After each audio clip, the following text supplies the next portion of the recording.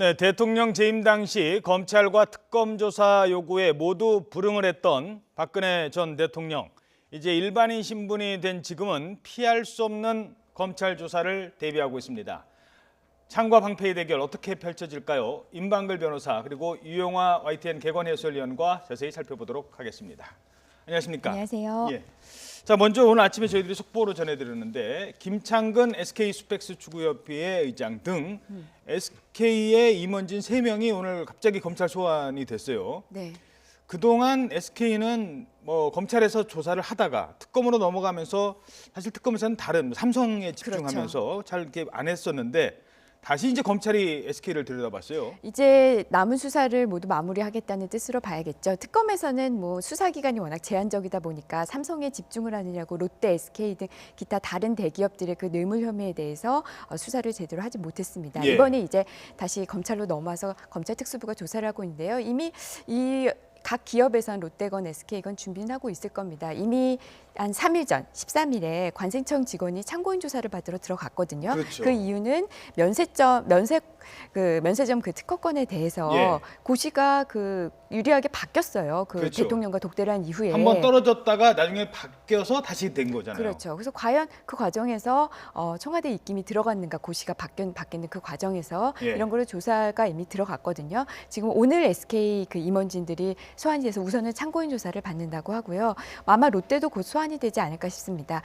과연 이걸 대가로 이 면세점 사업권을 취득하는 이 대가로 그 K재단이나 미르 재단에다가 출연을 한 게 맞는지, 과연 대가성이 있는지 이 부분에 집중해서 수사가 이루어질 것으로 보입니다. 예, 게다가 또 최태원 회장 그렇죠. 그쵸? 사면 부분도 특별 있죠. 사면 이것도 혹시 대가성이 있었는지 이것도 봐야겠죠. 그렇죠. 무슨 기업이 어떤 기업의 현안을 해결해주는 대가를 받고 그 대가로 출연금을 출연한 것인지 예. 이 부분에 대해서 이제 초점이 맞춰지겠죠. 예.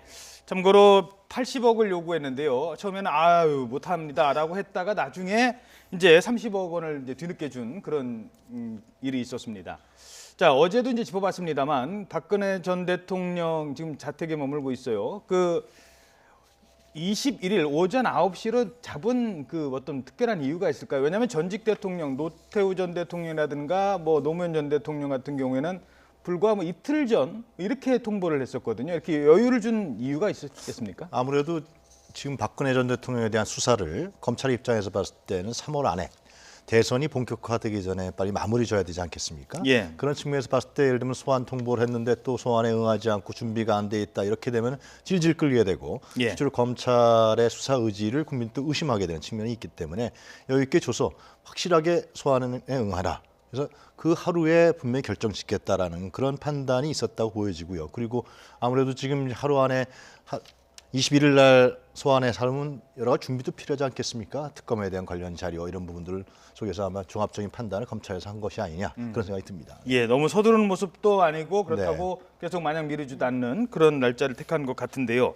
자, 이제 조사를 받는다면 이제는 전직 대통령의 예우도 예우지만 피의자 신분이란 말입니다. 네. 그래서 그 두 가지를 어떻게 잘 조화를 하느냐는 건데 어떻게 조사를 받게 될까요? 우선 조사받는 순서를 보시면 예. 우리가 그 전직 대통령, 예를 들면 그 노무현 전 대통령이나 뭐 그 노태우 전 대통령을 생각하시면 될 것 같아요. 우선 예. 박근혜 대통령 삼성동 자택을 출발해서 그 예. 예전 전직 대통령과 마찬가지로 포토라인에 서게 됩니다. 예. 포토라인에 서는 걸 상당히 부담스러워하는 사람이 대부분이죠. 그런 그렇죠. 사람이 어쨌든 포토라인에 도착을 해서 우선 포토라인에서 어떤 말을 할까에 대해서도 사람들이 많은 관심을 주목하고 있습니다. 과연 사죄의 말이 나올 것인가 이 부분도 한번 초점을 붙여서 보시면 될 것 같고요. 예. 그 게다가 다음에는 녹화를 한다고요? 그렇죠. 그다음에 이제 7층 영상 녹화실을 가는데 이 조사하는 과정을 녹화하느냐 예전에 특검과 대면 조사를 하겠다라는데 그게 이제 두 차례 무산이 됐지 않습니까? 예. 그 중에서 두 번째 무산됐을 때 얘기가 왜 그거를 녹화하고 녹음하느냐 그 부분에 대해서 거부한다 하면서 이제 옥신각신했었어요. 그때 대통령 측에서 나온 얘기가 뭐였냐면 우린 참고인인데 예. 형사소송법에 의하면은 참고인은 동의를 받고 그 녹음이나 녹화를 하게 그렇죠. 되어 있거든요. 하지만 피의자는 그런 규정이 없습니다. 그래서 예. 이번에는 피의자 신분으로 조사를 받기 때문에 영상 녹화실에서 그대로 녹화 녹음하는 과정을 거쳐서 조사를 받게 될 것으로 보이고요. 조사는 혐의가 꽤 많아요. 13가지거든요. 13개를 우리가 통상적으로 조사한다 그러면 이게 하루 만에 사실 될 조사는 아닙니다. 하지만 이미 지금까지 기초조사가 이미 충분히 많이 이루어졌고 거의 또 박근혜 대통령이 어떤 대답을 할지는 또 대부분 부인할 것이라는 게 이제 전해지고 있잖아요. 예. 그렇다고 한다면은 이제 검찰 한 10시간 정도 예상하고 있는 것 같은데요. 그 안에 이제 대답만 받는 형식으로 받는다면은 10시간 안에 이루어질 것으로 보이고 뭐 식사도 안 해서 다 할 테고요. 조사 다 끝나면은 내가 그 조사가 모두 다 이루어진 그 신문 조서를 보고 사인을 한 다음에 그다음에 종료를 하게 됩니다. 예. 과거 노태우 노무현 전 대통령 때 그 조사 시간을 봤더니 저희들이 뭐 그래픽으로 준비를 했습니다만 그 2번 조사를 했어요. 노태우 네. 전 대통령 때는 2번 조사를 했고 이 27시간을 조사를 한 네. 것으로 나오고요. 또 화면 보도록 하겠습니다. 그리고 노무현 전 대통령 같은 경우는 한 차례 조사를 했고 10시간 가량 조사를 한 것으로 이렇게 보여집니다. 만약에 혐의를 인정 안 할 경우에 뭐 안종범, 정호성, 뭐 최순실까지 대면 조사, 대질 조사도 가능할까요? 근데 우리가 보통 대질 조사는요, 만약에 고소인과 뭐 피의자가 피고소인이 그 진술이 모순될 때 객관적인 증거가 없고 두 사람의 말밖에 없을 때 이럴 때 좀 대질 조사를 많이 하거든요. 그런데 지금 박근혜 대통령이 부인을 한다 할지라도 박근혜 대통령과 거의 같은 취지의 진술을 하고 있는 사람은 또 최순실이잖아요. 예. 최순실 씨를 굳이 불러서 대질 조사할 필요는 저거 있을까 싶고 예. 기타 다른 사람들 같은 경우에도 설사 모순된 진술이 나온다 하더라도 객관적인 증거가 이미 있다면 굳이 두 사람을 대질해서 할 필요는 없어 보이고요. 설사 정말 또 대질 조사가 필요한 부분이 있다라고 했을 경우라 할지라도 과거에 노무현 대통령의 경우 그 박연차 그 회장과의 그 대질 조사를 서로 거절했거든요. 예우가 아니다라고 하면서 그러니까 그런 점에서 설사 대질 조사의 필요성을 언급한다 하더라도 박근혜 대통령 측에서 전 대통령 측에서 거절을 할 그럴 가능성도 농후해요. 그렇다고 한다면은 대질 조사의 가능성은 그렇게 높지 않지 않을까 이렇게 예상을 해봅니다. 영장 청구, 요게 제일 사실 지금 민감한 부분인데요. 그 부분도 질문드리죠. 자, 불러다 놓고 조사해놓고 영장 청구 안 한다.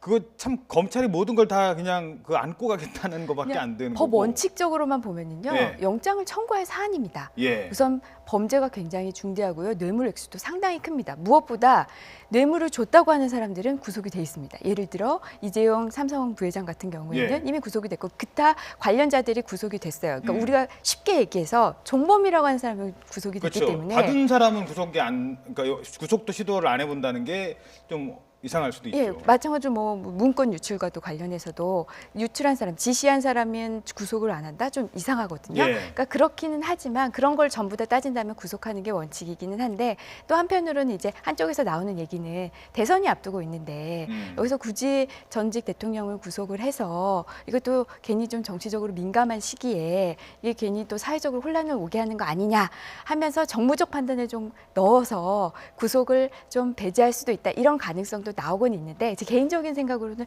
영장을 청구하지 않는 거는 검찰로서 굉장히 오히려 그게 부담감일 것 그렇죠. 같습니다. 예. 자, 그런데 이게 이제 정무적으로 보자면 대선 앞두고 영장을 청구를 해서 뭐 잠시 어제도 짚어봤습니다만 그게 영장이 받아들여지느냐 안 받아들여지느냐에 따라서 큰 파장은 뭐 만만치 않을 것 같은데요. 어떻게 전망하십니까? 이미 헌재에서 박근혜 전 대통령의 헌법과 법률 위배 사항에 대해서 적시하지 않았습니까? 예.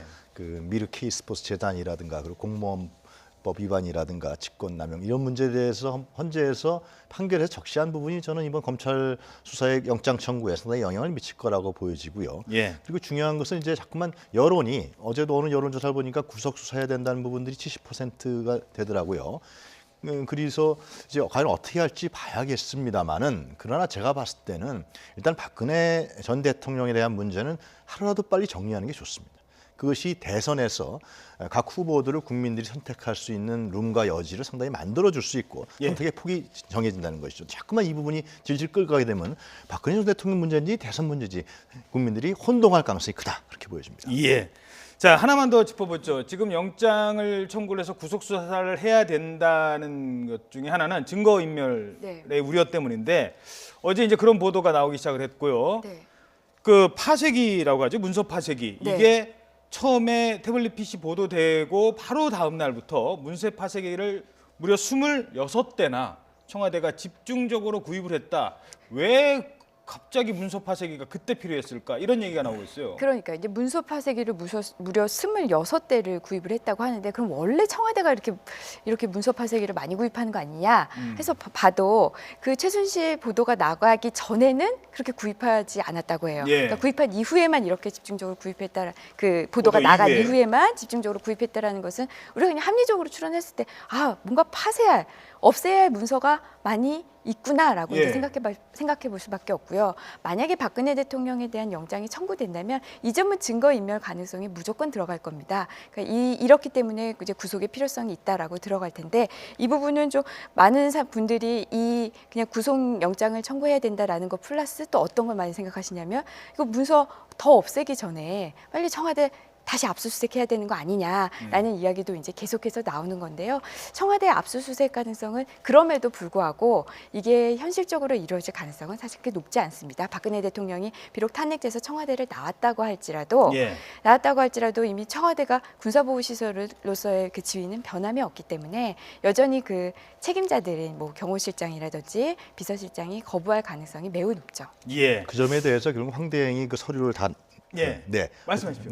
그 황대행이 비서진들의 사표를 반려했잖아요. 네. 상식적으로 이해가 안 가는 측면이 있는 것이죠. 어. 파면당한 대통령의 비서들이 지금 비서관, 수석비서관, 행정관 상당히 많은 인원이 청와대에 있습니다. 예. 국민의 세금으로 다 나가는 것이죠. 아니, 그 사람들이 무엇을 할 수 있을 것이냐. 또 청와대에서는 사실상 지금 국가기밀이라든가 여러 가지 정보를 접할 수 있는 곳입니다.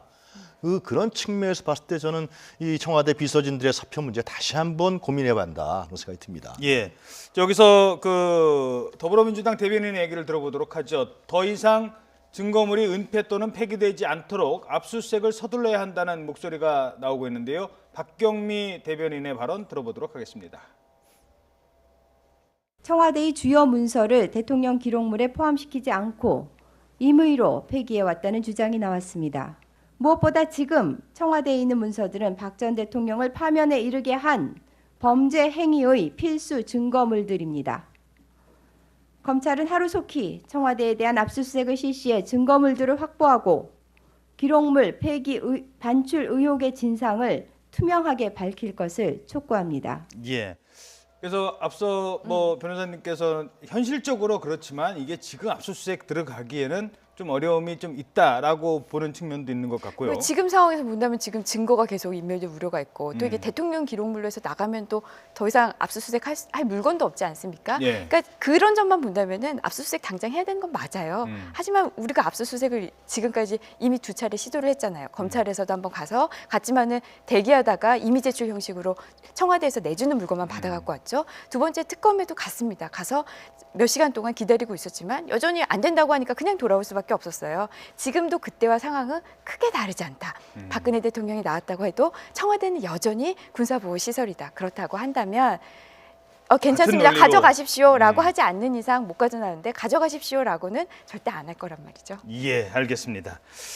자, 대통령 기록물과 관련된 또 내용이 있는 만큼 청와대에 있는 자료는 뭐 역사를 위해서라도 잘 보존이 돼야 될 것 같습니다. 이거 꼭 하나는 짚고 넘어가죠. 거기서 정말 국민들이 보고 싶었던 거는 세월호 7시간 동안 몇 시부터 몇 시까지 뭐 했느냐.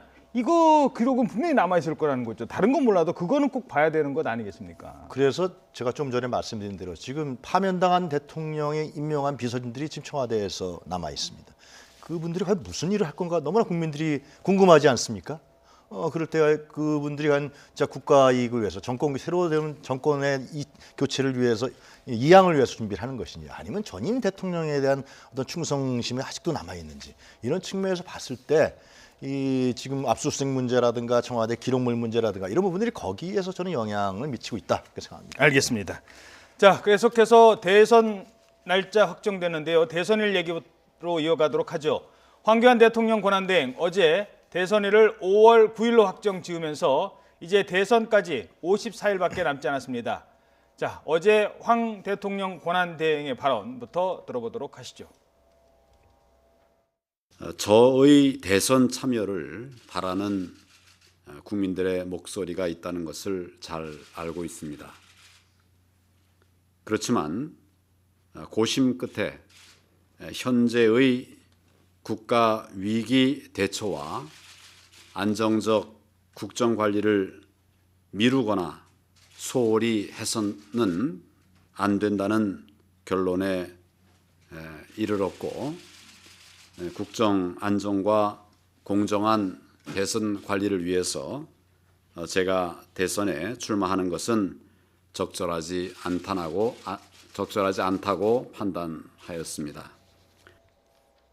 네, 10%대 지지율로 보수 진영에서는 뭐 그나마 제일 앞서는 후보였는데 심판으로 남겠다, 선수로 뛰지 않겠다라고 결정한 결정적 뭐 이유가 있을까요? 배경이 뭘까요? 한 두세 가지로 짚어볼 수 있을 것 같은데요. 저는 잘한 결정이라고 여겨집니다. 지금 황대행이 얘기한 것처럼 국정 운영 문제라든가 대선 관리 문제, 이 부분을 사실상 국무총리와 대행이 안 한다 그러면 굉장히 이상해져 버리는 것이죠. 국민들 상식으로 납득이 안 가는 문제가 생깁니다. 예. 그걸 또 딛고서 대통령 출마한다. 그걸 어느 국민이 상식적으로 납득을 하겠습니까? 이 문제가 있고요. 두 번째로는 지금 만약에 황교안 대행이 출마한다 그러면은 대선판이 어떻게 되냐 하면 박근혜 정권에 대한 심판 구도로 바뀌어 버립니다. 그렇죠. 상당히 이게 미래지향적 구도, 물론 심판을 해야겠지만 미래지향적 구도가 사상될 가능성이 큰 것이죠. 왜냐하면 법무부 장관의 쪽, 국무총리의 쪽 공동 책임이 있기 때문에 그런 점들을 피했다는 것은 제가 보기에는 좀 우리 대통령을 우리 손으로 뽑을 때 선택의 폭을 넓히고 선택에 대한 정도라든가 인식을 국민들이 할 수 있게 해준 측면에서는 잘한 것이다. 그리고 세 번째는 황교안 대행이 대통령에 출마한다 그랬을 때 과연 당선 가능성이 있냐라는 질문에 황 대행은 고개를 갸웃 겼습니다. 이거는 개인적인 결단에 대한 문제거든요, 상당히. 예. 분명히 야당의 공세가 들어올 테고요. 여러 가지 부분이 있기 때문에 아마 그런 개인적 결단에 있어서 정치인으로서의 어떤 역할, 향후 이런 부분에 대해서는 일단 포기한 것이 아니냐 그런 생각이 듭니다. 자, 그랬을 때 그 황교안을 지지했던 10%대 지지율은 과연 어디로 갈 것이냐, 이게 이제 관심인데요. 황 대행의 불출마 선언으로 또 다른 보수 대안으로 거론되고 있는 그 예비 주자가 있죠. 홍준표 경남지사입니다. 홍준표 지사에게 관심이 쏠리고 있는데요. 이른바 본인은 스트롱맨을 내세우고 있는데 어제도 한마디 했습니다. 그 발언 들어보시죠. 한국에도 이제는 지도자가 스트롱맨이 나와야 됩니다. 이제 세계가 스트롱맨 시대인데 한국만 이 좌파 정부가 탄생해서는 안 된다. 우파 스트롱맨 시대를 한국도 해야지. 트럼프하고 맞짱 뜰 수도 있어야 되고 시진핑하고도 맞짱 뜰 수 있어야 되지. 네, 자, 가장 단순하게 생각하면 황교안 지지층은 홍준표로 갈 것이다라고 생각하는 분들도 있습니다만 홍준표 지사가 너무 좀 강하다. 그래서 좀 중도를 겨냥하고 중도에서 보수를 겨냥하는 안철수, 안희정일 가능성도 있다. 이런 얘기가 지금 나오고 있죠. 네, 그렇습니다. 오늘 리얼미터 조사인가요? 아침에 발표됐는데 황교안 대행의 10% 지지율이 홍준표 지사한테 약 32%를 갖고요. 예. 나머지 10% 정도 부분이 안희정 지사와 안철수 의원한테 갔습니다. 이런 부분들은 결국은 지금 홍준표 지사가 예. 지금 말씀하신 대로 보수층에 대한 부분들은 강하지만 중도 보수라든가 외연 확장이라든가 또 독자적인 캐릭터가 있습니다. 상당히 그렇죠. 혼자서 한다는 강한 독자성. 이제 뭐 한국의 트럼프다. 그랬을 때 과연 샤이 트럼프가 한국에도 있느냐 이런 여러 가지 의문점이 있기 때문에 홍준표 지사가 예를 들면 15%, 20%까지 치고 올라가면은 보수층들이 결집할 수 있지만 만약에 10% 이상을 넘어가지 못하는 아하. 현상만 발생한다면은 이 자유한국당 입장에서 봤을 때는 상당히 곤란한 처지. 대선 후보를 제대로 낼 수 없는, 그래서 다른 당과의 연대에 목을 맬 수밖에 없는 정치적 생존이 달려있는 이런 상황까지도 우리가 예상할 수밖에 없기 때문에 홍준표 지사의 앞으로 행보가 이제 중요하게 여겨질 수 있을 것 같습니다. 그 결국 홍준표 지사가 자기 힘으로 15에서 20, 그러니까 황교안을 뺀 그 정도의 지층이 있었어야 이게 좀 들어오는데 효과가 있는 거지. 지금의 한 3% 지지대로 갖고는 좀 그거를 넘어서기는 좀 어려울 것이다. 그러니까 황교안 대행이 갖고 있는 지지율을 상당 30% 정도는 가져간 것 같아요. 그러나 예. 이제 문제는 뭐냐면 정통 보수 여권층, TK를 중심으로 하는 강한 그 정통 보수를 지켜왔던 여권층들이 지금 현재 홍준표 지사한테 다 넘어가지 않고 이 샤이로 남아있다라는 것입니다. 근데 그걸 일단 가져오는 것이 홍준표 지사의 목표인데 홍준표 지사가 그렇게 어떤 강력한 그런 보수층의 구심점과 아이콘이 될 부분인가에 대해서는 기존의 행보를 봤을 때 여러 가지 의심점이 있는 것이 좀 사실이죠. 알겠습니다. 자, 어찌됐든 54일 남았습니다. 대선까지는 그 54일이 바뀌지 않을 거다 생각하는 분들도 있을 거고요. 바뀔 것이다라고 구도가 바뀔 것이다라고 생각하는 후보군들도 있을 것 같습니다. 임방글 변호사 그리고 유영아 YTN 개건 해설위원이었습니다. 두 분 고맙습니다.